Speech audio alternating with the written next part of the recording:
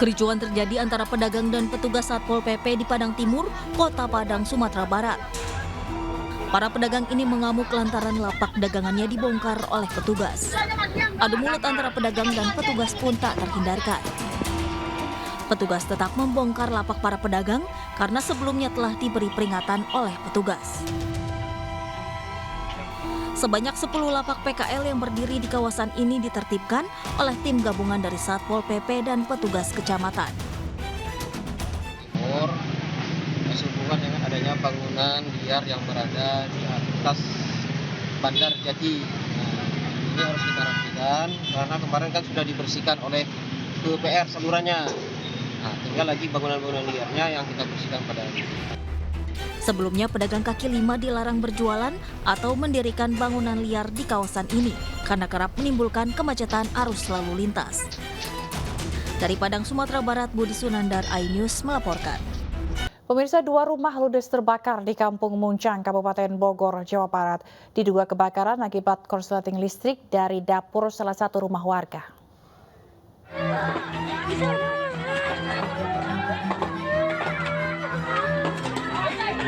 Kebakaran hebat terjadi di Kampung Muncang, Desa Sipak, Jasinga, Bogor, Kamis sore. Warga berupaya memadamkan api dengan peralatan seadanya. Kebakaran yang diduga berasal dari korsleting listrik ini merembet begitu cepat hingga ke rumah tetangga di sebelahnya. Menurut warga, api terlihat keluar dari dapur rumah yang dihuni oleh seorang kakek bernama Haji Mehmet dan keluarganya. Api baru dapat dipadamkan setelah 3 unit mobil dinas pemadam kebakaran dari Lewiliang dan Rumpin dikerahkan ke lokasi. Untuk info yang kita dapatkan, sumber api terdapat dari tanda korsleting listrik. Nama pemilik rumah Bapak Haji Mehmet yang terbakar 2 rumah. Beruntung tidak ada korban jiwa dalam kejadian ini. Namun seluruh bangunan ludes terbakar hingga 3 kepala keluarga penghuninya terpaksa harus diungsikan. Dari Bogor, Jawa Barat, Wildan Hidayat melaporkan. Yadi Nur Bahrum, anggota DPRD Purwakarta, diduga terlibat kasus penyalahgunaan narkoba bersama 2 rekannya masih terus diperiksa. Anggota DPRD dari fraksi PDIP itu juga menjalani pemeriksaan lanjutan atau asesmen di BNNK Karawang bersama 2 rekannya.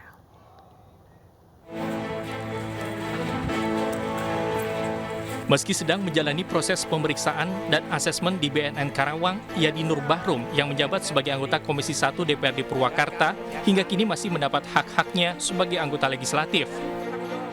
Sekretaris Dewan DPRD Purwakarta Suhandi menjelaskan, meski terlibat penyalahgunaan narkoba, namun untuk gaji, tunjangan, dan hak-hak lainnya sebagai anggota Dewan tetap diberikan kepada Yadi. Tetap, karena memang belum ada keputusan yang ingkrah ya bagi kami. Ketika ini sudah ada keputusan ingkrah, tentu saja nanti Dewan Kehormatan Dewan yang akan membahas masalah ini. Nanti mungkin saja Pak Ketua yang memerintahkan, ya Pak Ketua DPRD kita, di para pimpinan untuk melaksanakan rapat pimpinan dan meminta Dewan Kehormatan Pegawai, Dewan Kehormatan Dewan untuk bekerja menyikapi hal ini. Kalau memang itu sudah ada keputusan yang Rencananya pimpinan Dewan DPRD Purwakarta akan segera menggelar rapat pimpinan untuk membahas status Yadi Nur Bahrum yang terlibat kasus penyalahgunaan narkoba. Dari Purwakarta, Jawa Barat, Irwan Saputra, iNews melaporkan. Polisi memastikan tidak ada unsur pidana dalam kasus penimbunan beras bansos di Depok. Karena itu penyelidikan kasus dihentikan.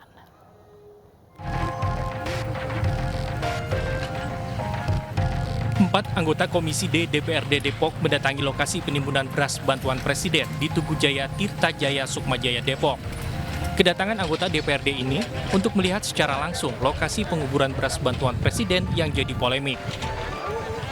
Terkait masalah ini, Polda Metro Jaya menyampaikan dari hasil penyelidikan sejauh ini tidak ditemukan unsur pidana dalam temuan beras bansos yang ditimbun sehingga kasus dihentikan. Beras bantuan Presiden seberat 3,4 ton yang ditimbun ini rusak diguyur hujan sehingga tak layak konsumsi. Namun pihak JNE sebagai distributor telah bertanggung jawab dan mengganti beras yang rusak. Rusaknya karena apa? Jadi rusaknya beras ini karena pada saat diambil dari gudang di Jawa Timur, kemudian JNE itu membawa ke Depok, karena wilayahnya wilayah dari Jabodetabek itu, pada saat itu hujan. Nah, pada saat itu hujan sehingga kendaraan yang membawa beras tersebut itu tidak begitu mungkin tertutup, akhirnya beras itu terkena hujan. Jadi pada saat akan disalurkan kepada KPM, di sini kita bilang KPM itu adalah keluarga penerima manfaat. Jadi keluarga yang mendapatkan bansos sesuai dengan daftar dari Kemensos itu tidak layak. Sehingga pihak JNE tidak memberikan beras yang rusak itu. Dokumen penggantian sudah ada tentunya. Makanya kami berani menyampaikan pada hari ini bahwa sampai dengan saat ini perbuatan melawan hukum di masalah beras tersebut tidak ada. Karena itu yang mungkin bisa saya sampaikan. Terima kasih. Perwakilan perusahaan ekspedisi JNE Express sendiri telah buka suara dan mengklarifikasi bahwa beras yang ditimbun adalah sudah milik JNE. Beras yang rusak juga telah diganti dengan yang baru dan sudah didistribusikan ke masyarakat. Kurang lebih dari kantong sendiri, JNE sebagai perusahaan pengangkutan membeli dengan cara honornya dipotong untuk mengganti beras yang sudah rusak, kemudian beras yang bagus dan yang baru ini dibagikan ke rakyat, sedangkan beras yang sudah rusak tentu itu sudah milik dari JNE, itu disimpan lama di gudang, tapi karena sudah terlalu lama, akhirnya ada inisiatif untuk dikubur. Penemuan beras bansos dan sejumlah sembako ini sempat menyita perhatian masyarakat. Timbunan beras ditemukan secara tak sengaja oleh warga di lahan kosong dan timbulkan bau tak sedap. Tim Liputan iNews melaporkan. Rapat koordinasi wilayah dan pelatihan juru bicara DPW Partai Perindo Sumatera Selatan resmi dibuka secara virtual oleh Ketua Umum DPP Partai Perindo Haritanu Sudibyo. Acara bertujuan mensolidkan pengurus dan melatih para juru bicara partai di wilayah Sumatera Selatan. Juru bicara berperan penting untuk menyampaikan pesan politik dan visi misi Partai Perindo kepada masyarakat. Peran vital inilah yang menjadi dasar bagi Partai Perindo mengadakan pelatihan juru bicara di setiap daerah. Seperti pelatihan juru bicara DPW Partai Perindo Sumatera Selatan yang dibuka langsung oleh Ketua Umum Partai Perindo Haritanu Sudibyo. Jadi kita harus semangat, semua harus semangat. Ya, kita hadapi pemilu nanti ini 2024 dengan optimisme dan jangan lupa jubir itu pegang peranan. Jubir, apalagi ini kan dalam rangka juga pelatihan yang terkait dengan juru bicara di daerah. Daerah sangat penting. Melalui juru bicara, Partai Perindo bisa meningkatkan popularitas dan elektabilitas partai secara maksimal.